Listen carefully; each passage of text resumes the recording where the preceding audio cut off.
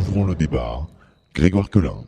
Ouvrons le débat. Grégoire Quelin est avec nous. Il vous parle du Louvre Abu Dhabi. Ouvrons le débat revient cette semaine sur la question du Louvre Abu Dhabi. Le Louvre Abu Dhabi, exportation d'une marque entre symbole, communication et pouvoir. Mais avant de revenir sur ces questions de communication, vous en avez l'habitude, nous commençons par l'info en plus. C'est l'info en plus, c'est une info qui vous a peut-être échappé ces derniers jours. Semaine chargée dans l'actualité avec la révélation de l'affaire des Paradise Papers, vous avez peut-être manqué l'ouverture de la COP23. La conférence sur le climat, après s'être déroulée à Paris et à Marrakech, se déroule cette année à Bonn, en Allemagne, et ce jusqu'au 17 novembre prochain. Bien qu'organisée à Bonn, c'est bien les îles Fidji qui sont à la tête de cette réunion. L'objectif est clair, il est d'aboutir à des règles précises afin de limiter le réchauffement climatique comme convenu lors de la signature des accords de Paris en 2015. Retour maintenant sur notre actualité, le Louvre Abu Dhabi, enjeu géopolitique et géostratégique. Alors qu'est-ce que c'est que le Louvre Abu Dhabi ? C'est une île-musée issue de 10 ans de travaux. Sous ce dôme de 180 mètres de diamètre dû au architecte Jean Nouvel, un musée universel regroupant pas moins de 950 œuvres de toutes les civilisations, de toutes les époques. Un élément de rayonnement de la France à Abu Dhabi qui met en avant l'influence de l'agence France Museum à l'international pour y développer la culture française.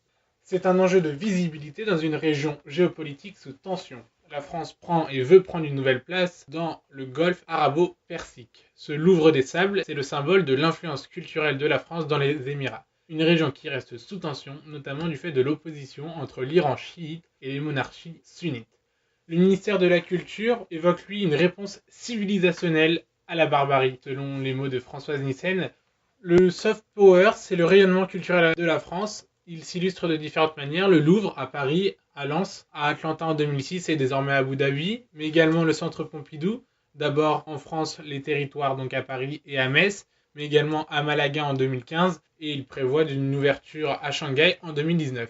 Le président Macron, lui de son côté, n'a pas seulement fait une visite de courtoisie. C'était en effet un partenariat stratégique de la France qui devait être montré et développé par une communication maîtrisée, montrer une France forte et qui, de fait de ses alliances avec les Émirats Arabes Unis, possède une base aérienne, une base maritime et une base culturelle dans ce pays-là. Ici commence le combat d'une génération pour notre jeunesse. Ce combat, nous le porterons avec l'esprit de conquête, parce que nous avons à nos côtés le beau du monde entier.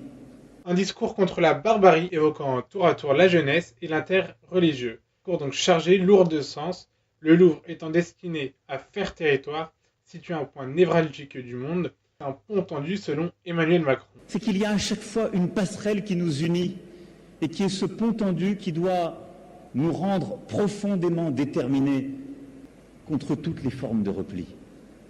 Ce Louvre de la lumière et du désert, c'est ce message envoyé contre tous les obscurantismes.